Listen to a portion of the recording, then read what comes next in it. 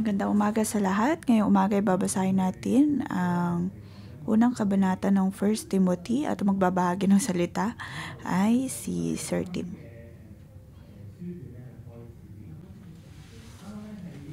Ang unang sulat ni Pablo kay Timoteo.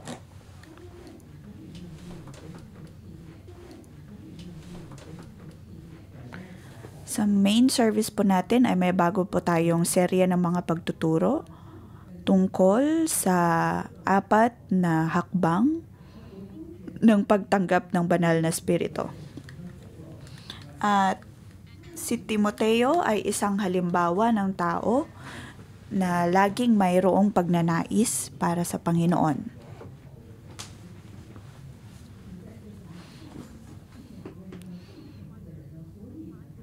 Ang mga tao tulad ni Paul at Timoteo ay mga halimbawa ng tao na may labis na pagnanais sa Panginoon.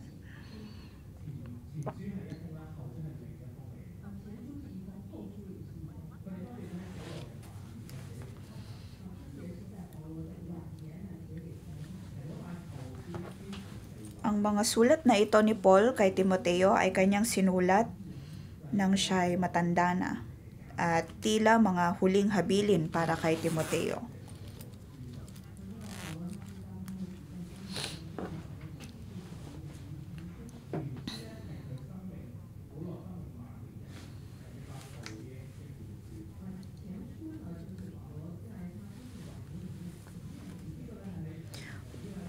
Ang unang sulat ni Pablo ay isinulat niya para kay Timoteo nang siya'y matanda na. Ito ay nangyari nang si Timoteo ay pinadala sa iba pang iglesia.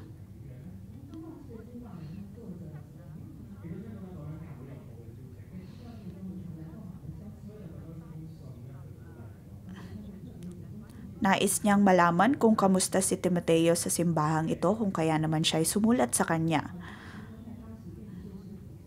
Si Timoteo ay hindi binata o hindi bata nang sinulat ang mga sulat na ito. Bagkus ay maaaring nasa edad 20 pataas na.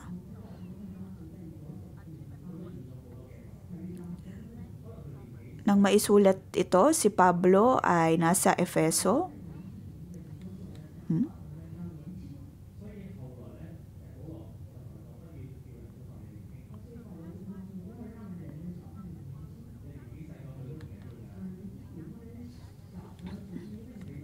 Narito ang pagpapalakas ng loob ni Pablo para kay Timoteo na huwag mawalan ng gana o kaya'y huwag matakot dahil siya'y bata pa. Sa pagbabasa natin nito, dapat nating maunawaan ang relasyon na uri na mayroon si Pablo at Timoteo at kung sino nga ba si Timoteo.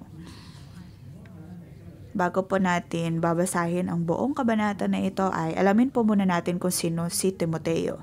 Si Timoteo ay ipinanganak sa Turkey. Siya ay mix.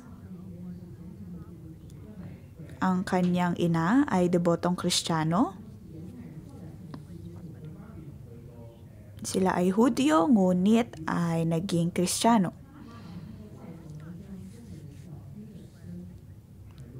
Ang pangalan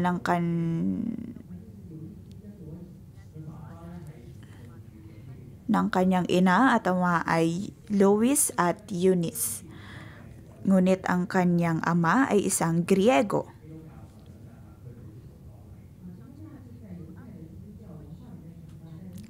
Si Timoteo ay lumaki sa isang Hudyo Kristiyanong uri ng pamilya, ngunit hindi siya natuli. Kung kaya naman ang uri ng pamumuhay ni Timoteo at ang kanyang paglaki ay naroon ang pagkalito dahil siya ay pinalaki sa isang Hudyo-Kristiyanong pamilya, ngunit ang tradisyon na kanyang kinabibilangan ay hindi tulad ng mga Hudyo-Kristiyano.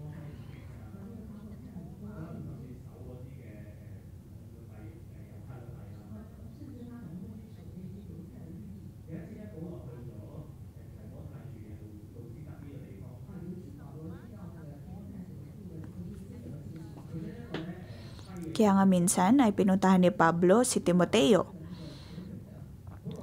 At sa lugar na yon ay nagpagaling si Pablo ng isang pilay.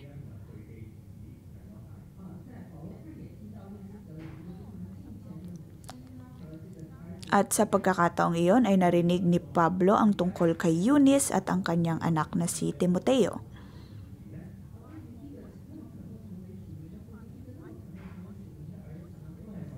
At nais ni Pablo na maging espiritual na ama at si Timoteo naman bilang kanyang espiritual na anak.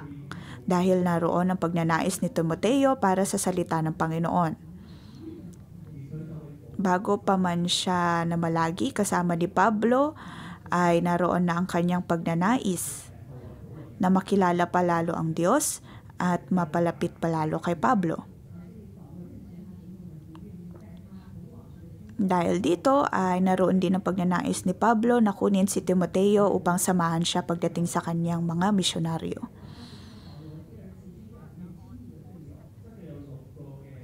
Si Timoteo ay isang malapit na misyonaryo at malapit na kamanggagawa ni Pablo.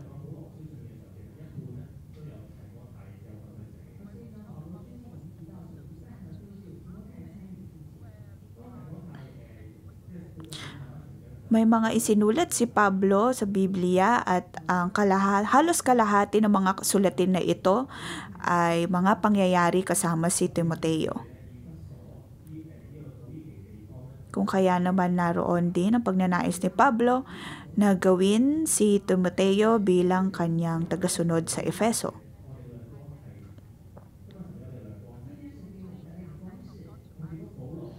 Ngayong umaga, ang nais ng Panginoon na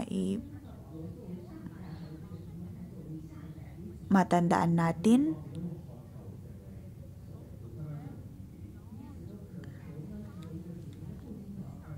ay ang pagnanais ni Pablo at maging ni Timoteo na maging espiritual na ama.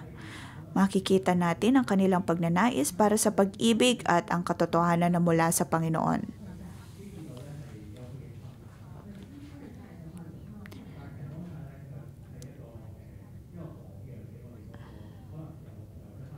Ito, si Timoteo ay isang magandang halimbawa para sa mga taong nakakakilala sa Diyos at sumusunod sa Diyos.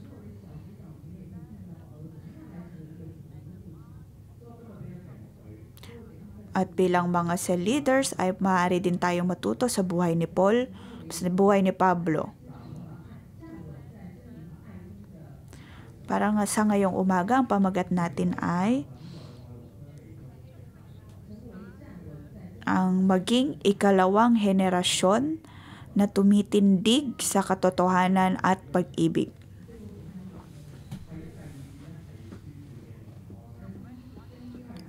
Sa verse 1 and 2, ito ay ang mga pagbati ni Pablo para kay Timoteo. Mula kay Pablo na apostol ni Kristo Jesus ayon sa utos ng Diyos na ating tagapagligtas at ni Kristo Jesus na ating pag-asa, kay Timoteo na tunay kong anak sa pananampalataya.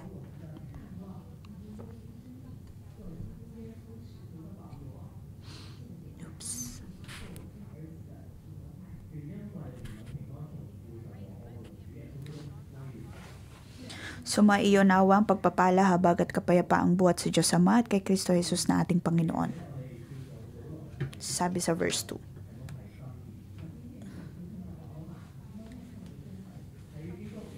Para kay Pablo, si Timoteo ay isang tunay na anak sa pananampalataya.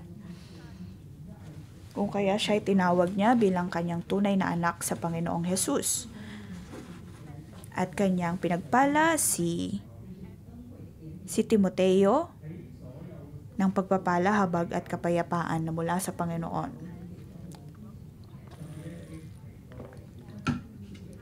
Sa lahat ng mga isinulat ni Pablo ay nagbigay lamang siya ng 2 pagpapala para sa iba. Ngunit pagdating kay Timoteo ay nagbigay siya ng isa pang pagpapala, ang magkaroon ng habag. Dahil maging si Pablo ay tumanggap din ng habag.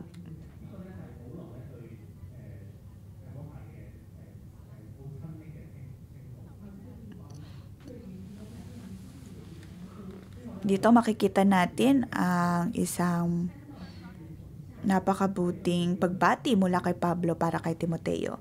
Pangalawang talata ay verse 3 hanggang 11. Alamin ang katotohanan.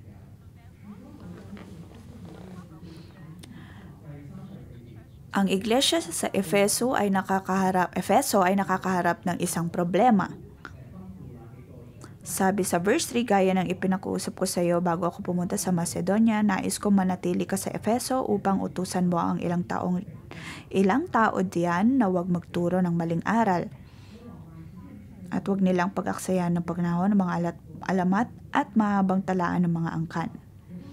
Iyan ay pinagmumulan lamang ng mga pagtalo at hindi nakakatulong sa tao upang matumad ang plano ng Diyos sa pamamagitan ng pananampalataya. Verse 3 to 4.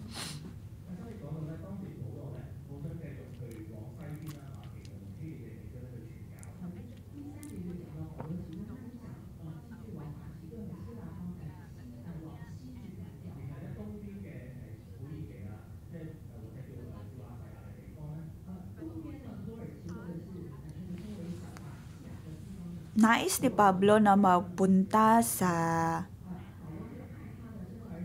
hilaga, sa kanlurang bahagi.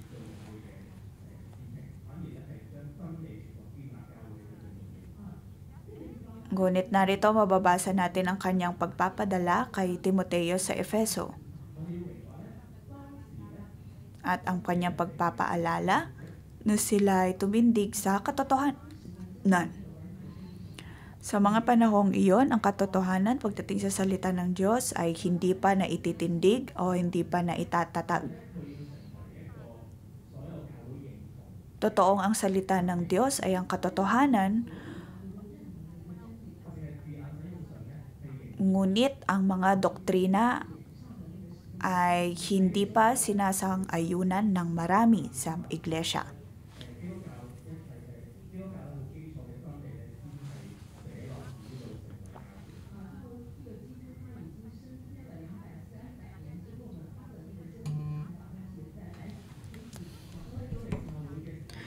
Matapos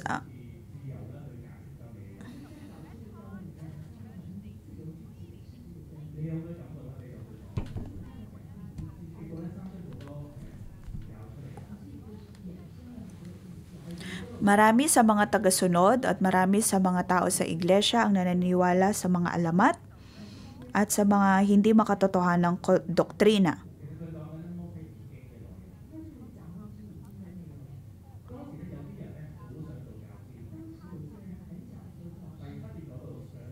Sa mga panahong iyon, marami ang nagdanais na maging tagapagturo. Ngunit hindi nila nauunawaan ang kanilang itinuturo. Sabi sa verse 7, nais nila maging tagapagturo ng kautusan, gayong hindi naman nila nauunawaan ang kanilang sinasabi at ang kanilang ipinagpipilitang ituro. May mga taong nagdanais na maging tagapagturo at nais na ipalawanag ang salita ng Diyos ng ayon lamang sa kanilang nais. At dito sinasabi ni Pablo na sila'y tila manghuhula lamang ng tungkol sa salita ng Diyos.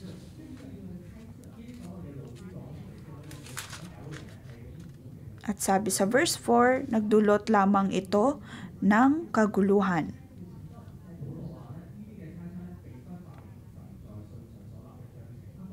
At ng pagtatalo.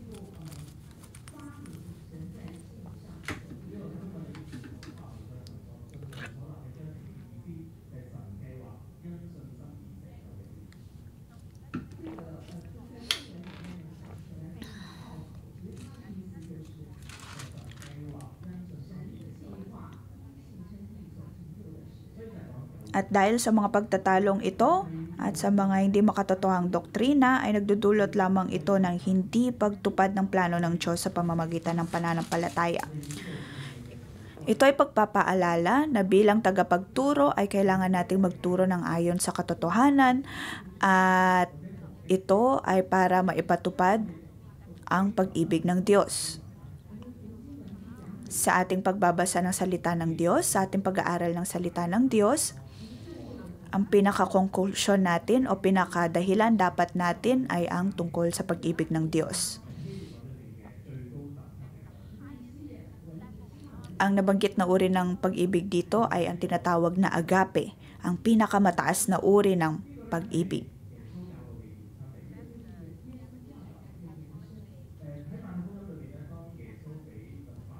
Ang pag-ibig na ito, ang uri ng pag-ibig na ito, ang siyang dapat na pinaka-sentro ng ating mga pagtuturo.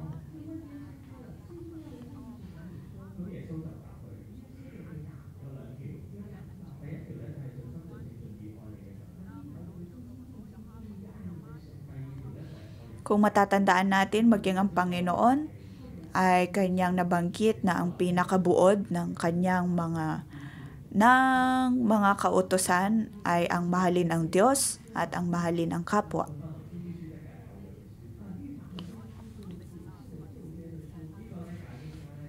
Kung matatandaan po natin, ang Law of the Prophets na siyang nababasa natin sa Lumang Tipan ay konektado sa pinakabuod na nabanggit ng Panginoong Hesus na mahalin ang Diyos at mahalin din ang kapwa.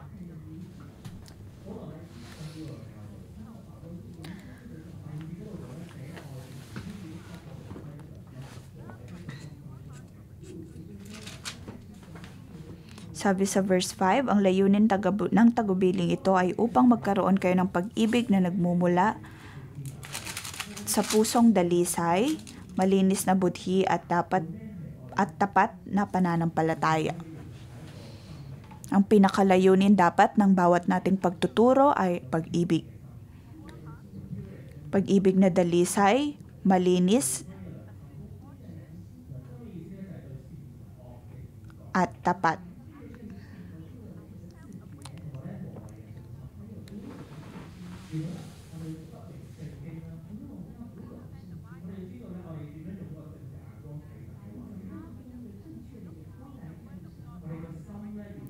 Upang ating maunawaan ng Biblia, ang ating puso ay dapat nasa tama. Ang ating puso ay dapat na dalisay at simple. Hindi dapat natin binabasa ang Biblia ng may masamang intensyon. At mahalaga rin na magkaroon tayo ng pananampalataya sa ating pagbabasa. Ngunit ang mga tao ng Efeso ay mayroon silang maling intensyon pagdating sa pagbabasa at sa pagtuturo ng salita ng Diyos.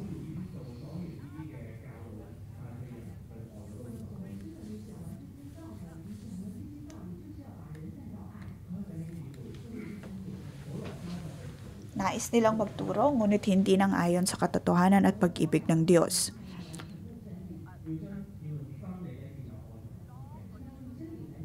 Kung kaya naman narito ang pagpapaalala ni Pablo kay Timoteo na laging manindigan sa kung ano ang tama, laging manindigan sa katotohanan at sa pag-ibig ng Diyos.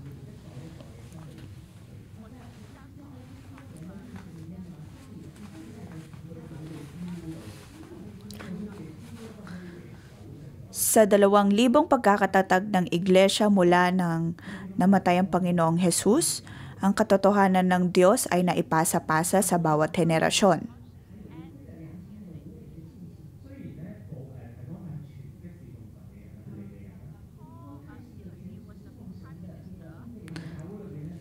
Si Timoteo ay isang Levita.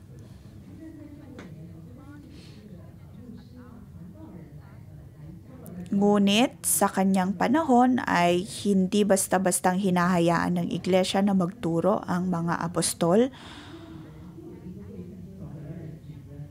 dahil maging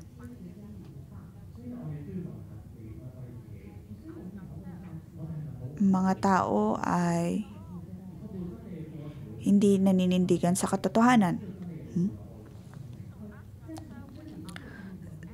Sa panahon natin ngayon, atin pong dapat na siyasatin ang ating mga puso kung tayo ba ay tumitindig sa katotohanan at sa pag-ibig na ayon sa Panginoon. Bilang cell leader,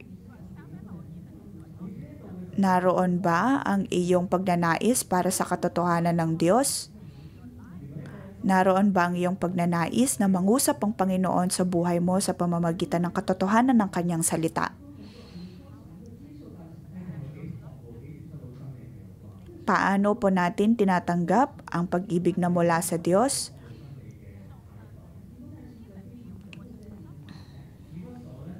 Si Timoteo ay isang magandang halimbawa ng tao na nagnanais para sa katotohanan ng salita ng Diyos.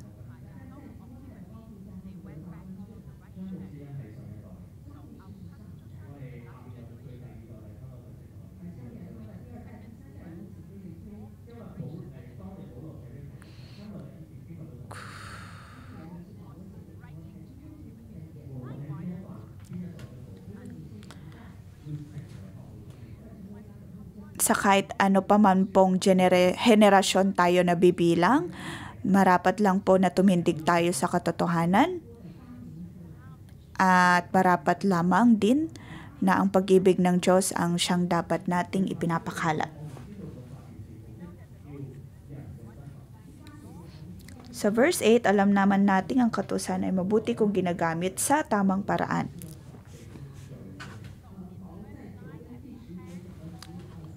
Sunod ay sa verse 9 and 10 ay nagtala si Paul ng 14 na mga eksena. 14 na kasalanan. Sabi sa verse 10,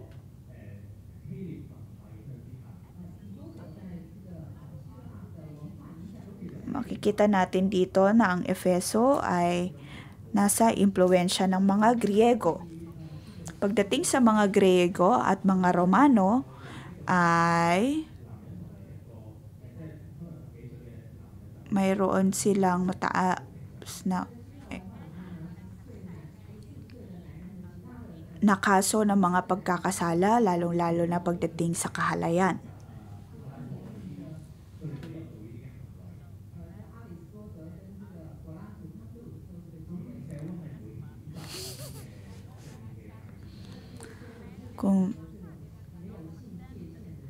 Kung tutuusin ay pagdating sa mga Griego at Romano ay naroon ang pakikiapid sa kapwa lalaki.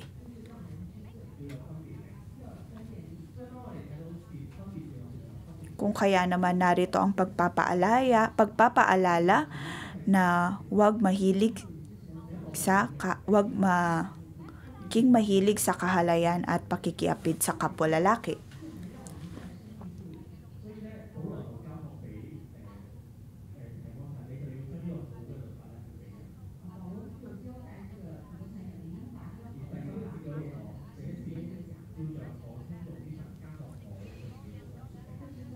Verse 11, ang aral na ito ay ayon sa magandang balita na ipinagkatiwala sa akin ng dakila at mapagpalang Diyos.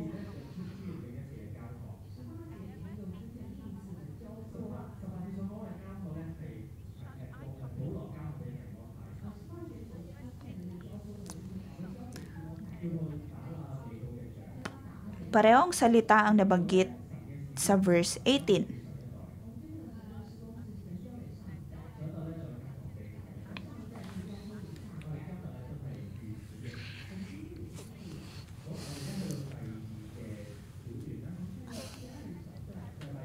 Ang ikalawang talata sa verse 12 to 17. Magkaroon ng pagnanais na maging modelo para sa iba. Babasa natin dito ang paghahayag ni Pablo ng kanyang pagpapatotoo.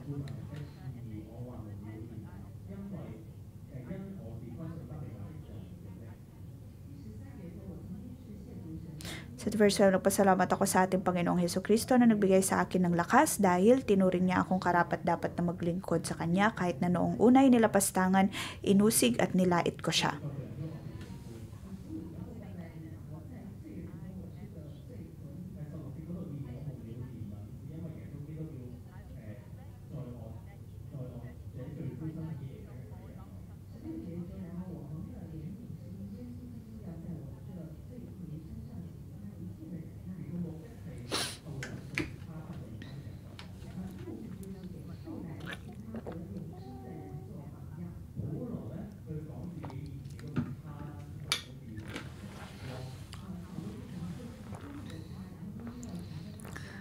Dito, binanggit ni Pablo kung paanong binago siya ng Panginoon mula sa pagiging isang taga-usig hanggang sa kanyang pagiging apostol ng Panginoon. Maaaring nasa isip natin na nasa isip ni Timoteo na narinig na ito ng paulit-ulit, ngunit naroon pa rin ang pagbabanggit ni Pablo tungkol sa kanyang nakaraan. Ngunit ang mga ito ay ibinagahagi ni Pablo upang magbigay patotoo sa kabutihan ng Diyos.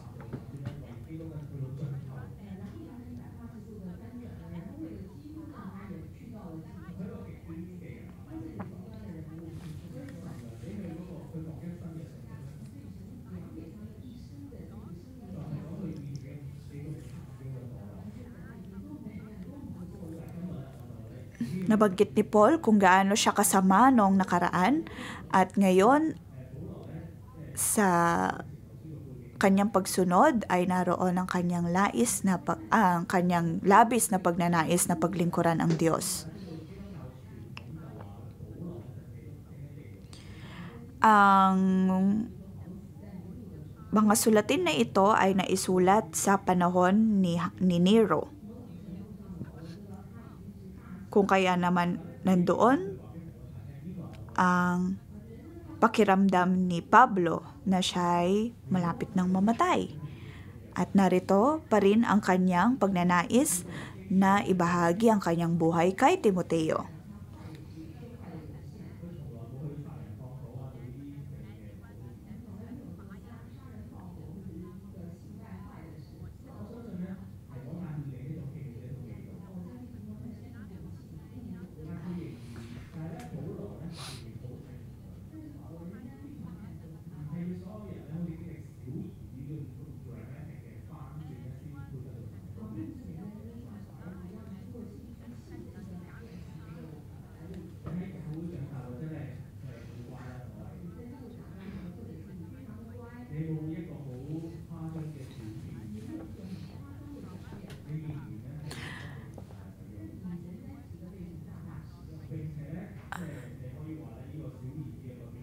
Ang pagbabahagi ni Pablo ng kanyang naranasan mula sa isang pagiging taga-usig ng Diyos hanggang sa pagiging tagasunod niya ay isang pagpapatatag ng kalooban para kay Timoteo bilang siyang itatatag ng Diyos para sa susunod na henerasyon. Ito ay pagpapaalala din na sa ating buhay ay mahalagang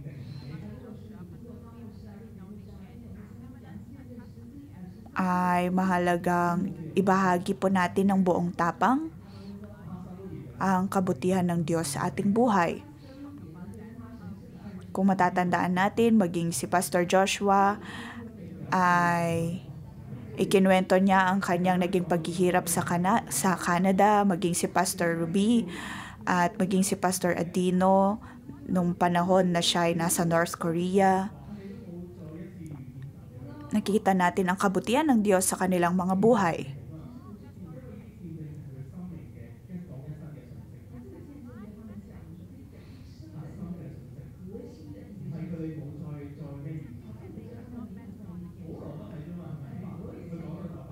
Maaaring paulit-ulit ang kanilang mga kwento, ngunit hindi ito nangangahulugan na sa mga pagkakataon lamang na iyon nila naranasan ng Panginoon.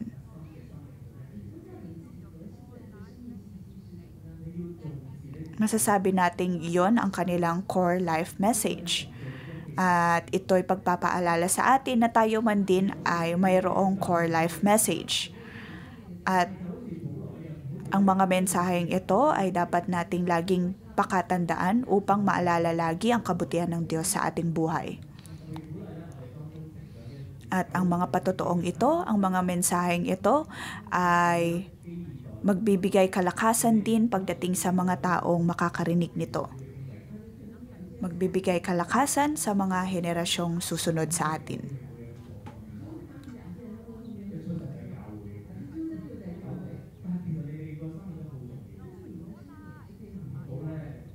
Ang buhay ng bawat isa ay importante. Hindi po dapat tayo mapanghinaan ng loob dahil tayo ay bata pa. Ang bawat mensahe natin, ang bawat mensahe mula sa ating buhay ay mahalaga. At tulad ni Timoteo ay kailangan nating panghawakan ang salita ng Diyos at ang mensahe ng Panginoon sa ating buhay. Sunod ay sa verse 18 hanggang 20. Timoteo, anak ko, ang mga bagay na ito itinatagabilin ko sa iyo ayon sa mga pahayag na sinabi tungkol sa iyo upang sa pamamagitan nito ay masigla kang makipaglaban. Si Timoteo ay ang ikalawang henerasyon. At sa pamamagitan ng isang propesiya ay naroon ang pagtawag ng Diyos sa kanya upang ipasa ang salita ng Diyos.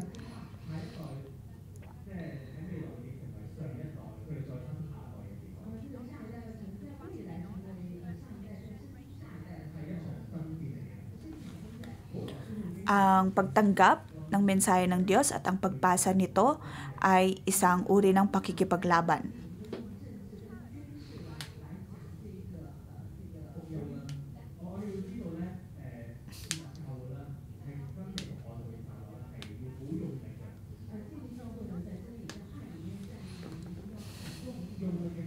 Upang maitatag ang iglesia, napaka-importante na mapatatag ang pananampalataya. Kung kaya naman sinasabi ni Pablo na ang pagbabahagi ng salita ng Diyos at ang pagtatatag ng iglesia ay tulad ng pakikipaglaban.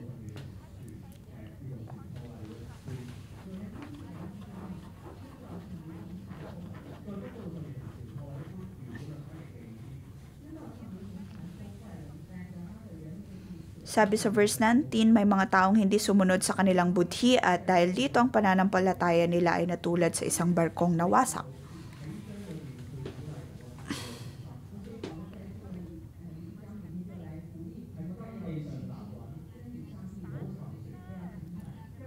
Kailangan nating tumindig at maging matatag sa pananampalataya upang hindi matulad sa isang barkong nawasak.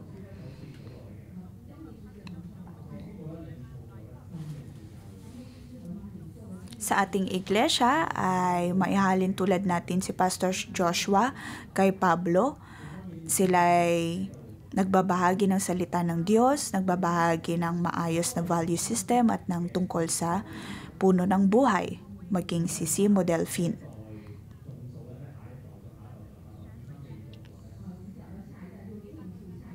Ipinapasa nila ito sa susunod na henerasyon at bilang mga tagasunod at bilang bahagi ng henerasyon na ito ay kailangan nating tumindig at kailangan nating tanggapin ang bawat nilang mensahe. Ang kanilang mga binabahagi ay hindi lamang para sa mga manggagawa sa simbahang ito, hindi lamang sa mga Levita, kundi para sa ating lahat. Kailangan nating tumindig ng ayon sa pag-ibig at sa katotohanan na mula sa Diyos. Kailangan nating panghawakan maging ang mensahe ng puno ng buhay.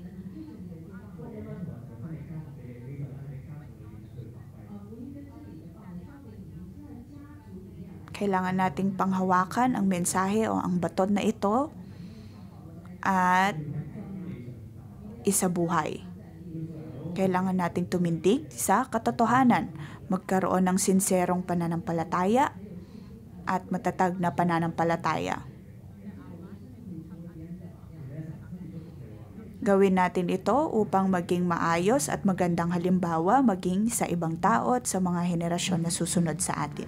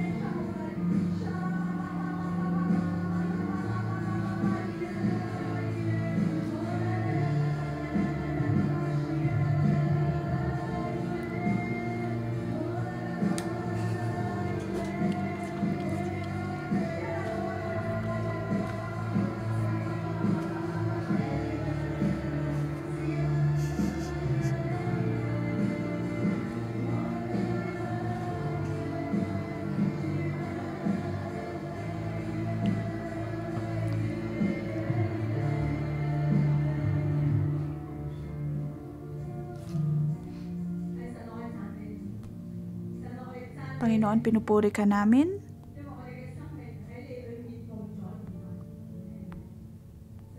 Dahil ang aming buhay sa iyo ay puno ng bahabag at ang iyong pagliligtas ang siyang nasa buhay namin. Binibigyan mo kami ng sapat-sapat na habag at biyaya. Kami ay dumudulog sa iyo ng may pananampalataya. Sa aming pagtanggap ng katotohanan na mula sa iyo, kami ay nagpapasalamat. Maraming salamat sa iyong pagkilos sa aming buhay.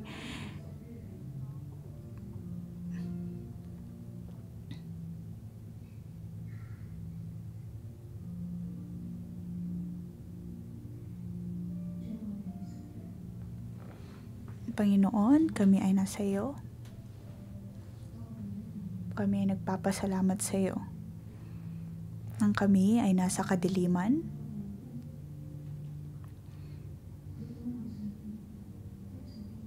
minsan ako ay naging rebelde at nagkaroon ako ng hindi magandang mga relasyon at nawalan ako ng pag-asa. Ngunit naroon ang iyong habag para sa akin. Iniligtas mo ko mula sa kadiliman at ngayon ako at ang aking pamilya ay sumusunod na sa iyo at ako pa'y pinili mo upang maging Levita.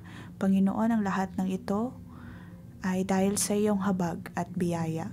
Pinupuri kita at pinapasalamatan. Panginoon, maraming salamat dahil sa henerasyon na ito. Sa henerasyong ito ay napakaraming boses ang aming naririnig sa aming paggising. Naroon ang ingay mula sa telebisyon, ingay mula sa mga pag-uusap-usap ng paligid, ingay at boses mula sa opinyon ng iba. Ngunit ngayong araw, Panginoon, pinapasalamatan ka namin dahil sa kabila ng mga kaguluhang ito ay naroon ang iyong katotohanan at ang katotohanan ng iyong salita ang siyang nagiging ilaw namin at nagiging ilaw ng aming buhay.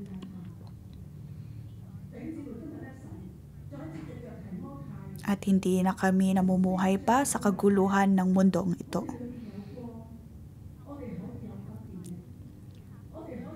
Ngayong umaga, sa kabanata na ating binasa, ay maaari tayong lumakad sa salita ng Diyos at sa liwanag na nagmumula dito.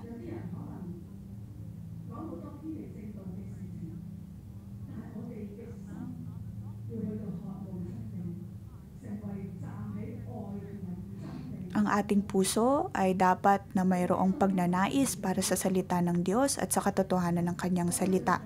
Kailangan nating tumindig sa kung ano ang totoo at sa ayon sa pag-ibig ng Diyos. Mga kapatid, nakikita ng Diyos ang puso na mayroon tayo para sa salita ng Diyos. Maaaring may mga pagkakataon na nahihirapan tayong pumasok o nahihirapan tayong unawain ang salita ng Diyos o kaya ay nahihirapan tayo na bigyan ito ng kahulugan. Maaaring may mga pagkakataon na tila tayo'y nahihirapan na intindihin ito at ang salita ng Diyos ay agad-agad na nawawala.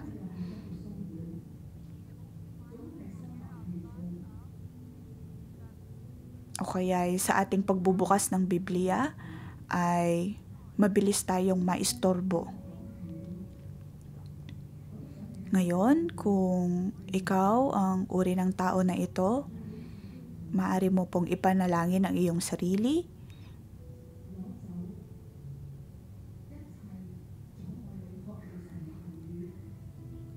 Ipanalangin na tanggalin ng Diyos ang bawat balakid na ito sa iyong buhay.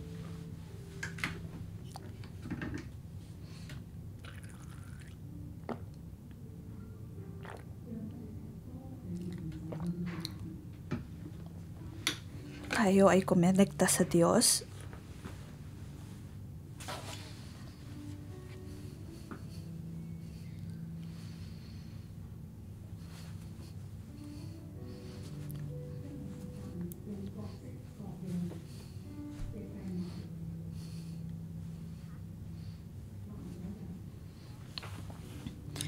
Sa mga panahon ngayon, ang kaaway ay gumagamit ng ibang taktika upang magbigay balakid sa atin at upang istorbohin tayo sa pagtulog sa Diyos at sa pag-unawa ng kanyang mga salita.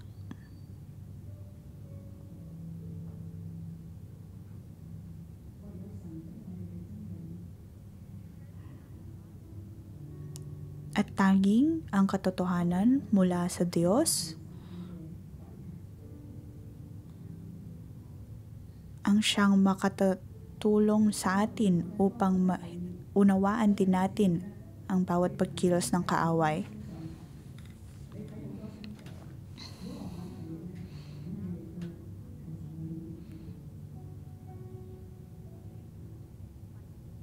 Sa aking pananalangin ay nakikita kong marami sa atin ang nagbabasa ng mga tungkol sa panghuhula at may ilan na adik pagdating sa mga drama.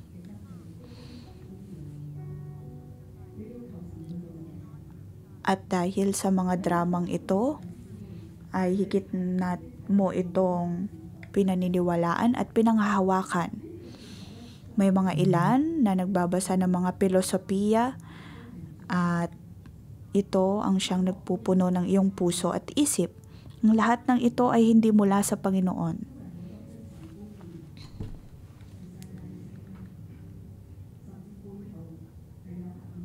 Lahat nating natatanggap mula rito ay hindi mula sa Panginoon, bagkus ay mula sa mundo.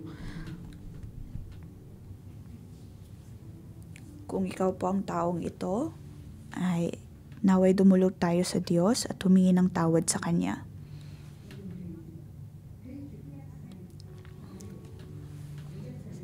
Hindi lamang hingan ng tawad, bagkus ay ipanalangin din ang bawat benepisyong sa tingin natin ay natanggap natin mula rito.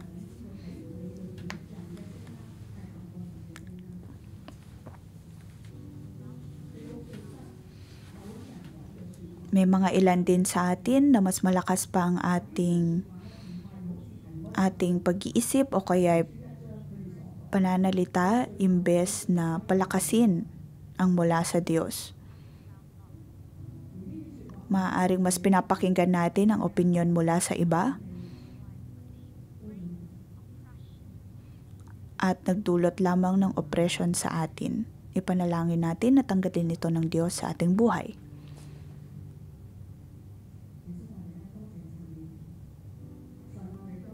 Panginoon, pinapasalamatan ka namin at pinapupurihan dahil ang iyong pag-ibig ang siyang pumupuna sa amin.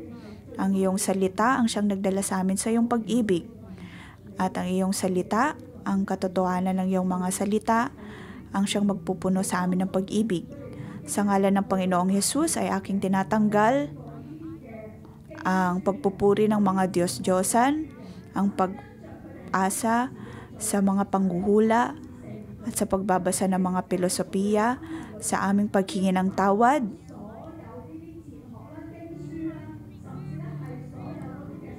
ay matatanggal ang lahat ng mga bagay na ito sa aming buhay, sa buhay ng bawat isa. Ang bawat kasamaan, ang bawat kadiliman na mula dito ay mawawala sa buhay ng bawat isa. Sa pangalan ni Jesus ay aking kinukuha ang espada na mula sa Panginoon at pinuputol ang lahat ng ito.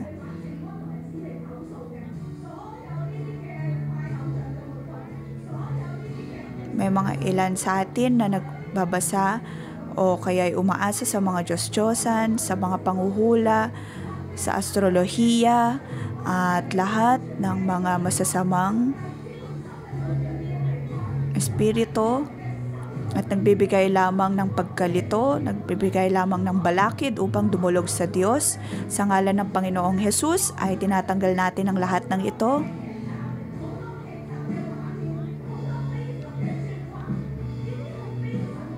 Naway matanggal din ang bawat impluwensya ng mga drama at ng mga galing sa mundo na matanggal sa buhay ng bawat isa. Lahat ng hindi mula sa Panginoon ay matanggal at mawala sa buhay ng bawat isa. Bawat kasinungalingan mula sa kaaway ay matanggal sa buhay ng bawat isa.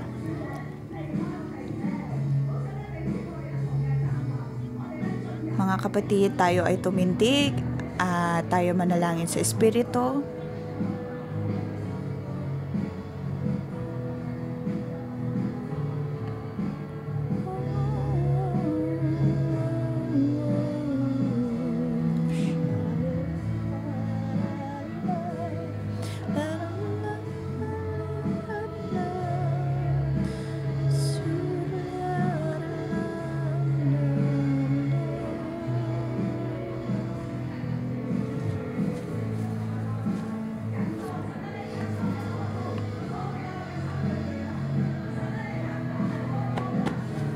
Panginoon, magtanim ka ng higit pang pagnanais sa aming buhay, higit na pagnanais na makinig sa iyo, higit na pagnanais na basahin ang iyong mga salita at tanggapin ang bawat mong salita. At ang iyong salita ang siyang magliwanag sa aming mga buhay. Panginoon, pinapasalamatan ka namin sa verse 5. Ang layunin ng tagupiling ito ay upang magkaroon kayo ng pag-ibig na nagmumula sa pusong dalisay, malinis na budhi at tapat na pananampalataya. Ang lahat ng ito ay ayon sa katotohanan. Ang pinakalayunin nito ay ang pag-ibig na mula sa Diyos. Panginoon, pinupuri ka namin. Naway ang iyong katotohanan ang siyang patuloy na mamalagi sa aming mga puso at ang siyang magtindig sa amin. Sa kahit ano pa mang mararanasan namin sa aming buhay, tulungan mo kaming maging matatag at huwag matakot. At huwag matakot sa kasinulungan na mula sa kaaway. Tumindig tayo ng may pananampalataya at ng may kalakasan.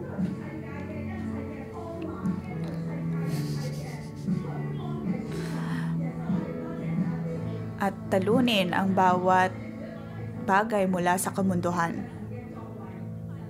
Lahat tayo ay tinawag ng Diyos.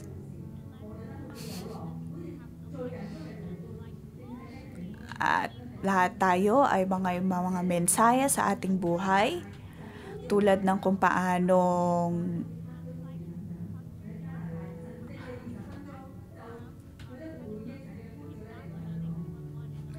paanong tinawag ng Diyos si Pablo, si Timoteo, at maging si Pastor Joshua, si Pastor Ruby. Atin pong ibahagi sa ating mga katabi o sa ating mga kaibigan. Ibahagi po natin ang ating life message.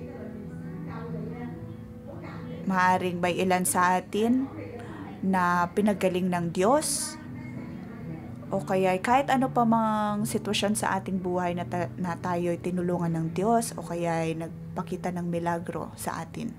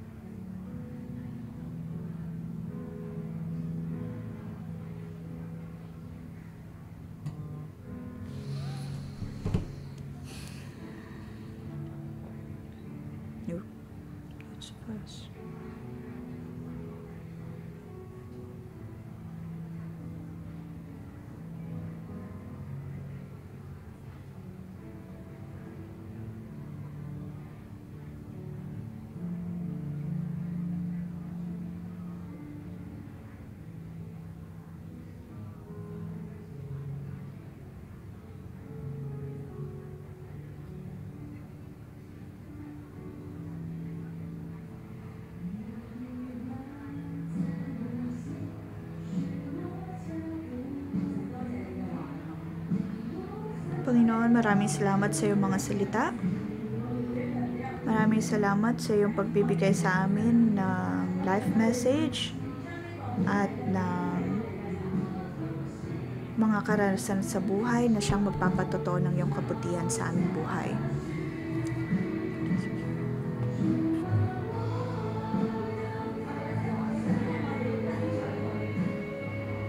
Sabihin natin sa Diyos na tayo ay susunod sa Kanya at ating ipapamahagi ang Kanyang kabutihan.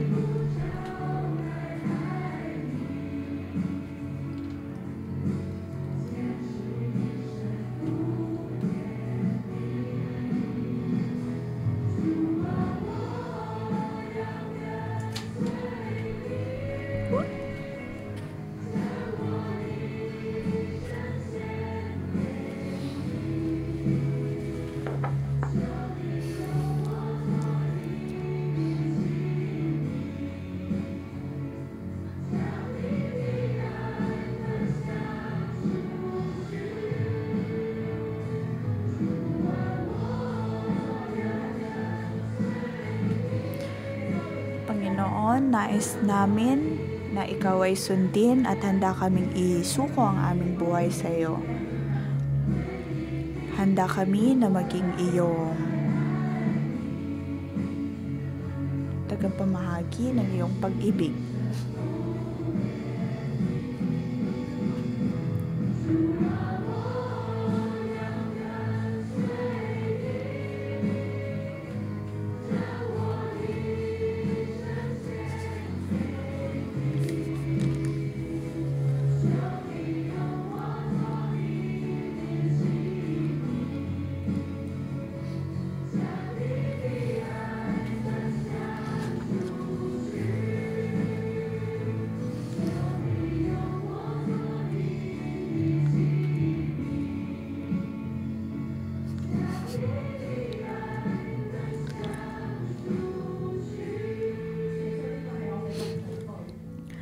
Panginoong Hesus, ito po ang aming panalangin.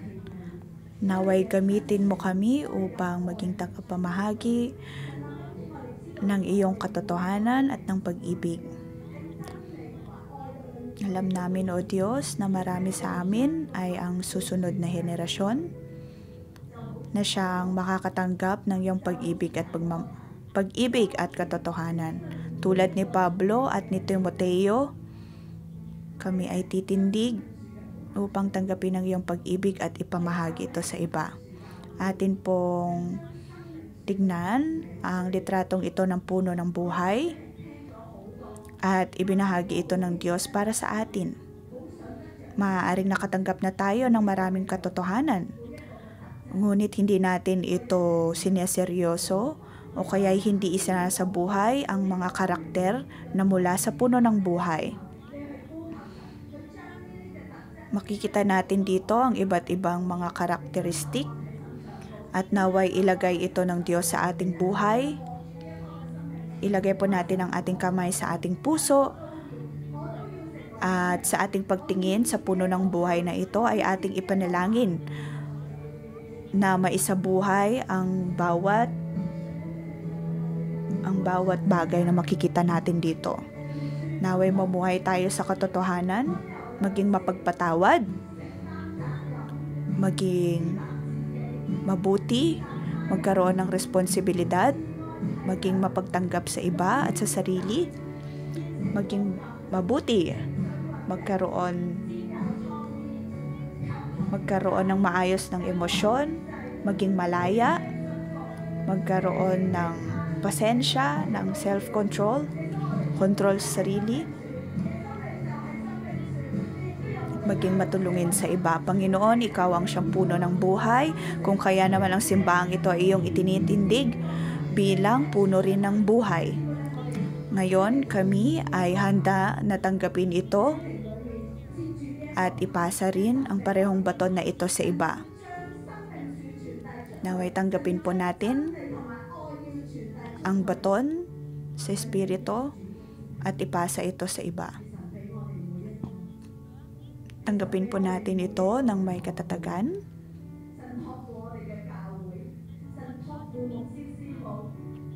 Ito ang nais ng Diyos na ating matanggap. Matanggap ng ating mga pastor, matanggap ng ating mga cell leaders, at matanggap din ng bawat kapatid natin sa iglesyang ito. Lahat po tayo ay may bahagi sa puno ng buhay na ito.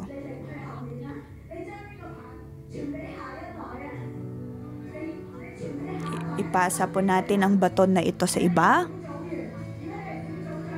At kung ikaw ay cell leader, sa espiritu ay ipasa mo ang baton na ito sa iyong mga cell members.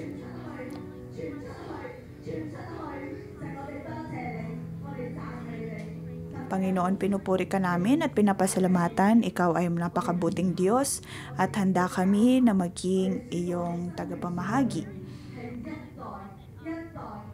Handa kaming tanggapin ang lahat ng ito at ipasa ito sa susunod na henerasyon. Panginoon, maraming salamat sa iyong pag-ibig para sa amin. Salamat sa iyong pagpili sa amin. Handa kami na sumunod sa iyo. At handa kaming ibigay ang aming buhay sa iyo. Sa ngalan ng Panginoong Hesus ay aking pinagpapala ang bawat isa, lalong-lalo na ang mga susunod na henerasyon. Kahit sa biological man yan o sa spiritual na aspeto, naway maipamuhay natin ang puno ng buhay at maging tulad tayo ni Pablo.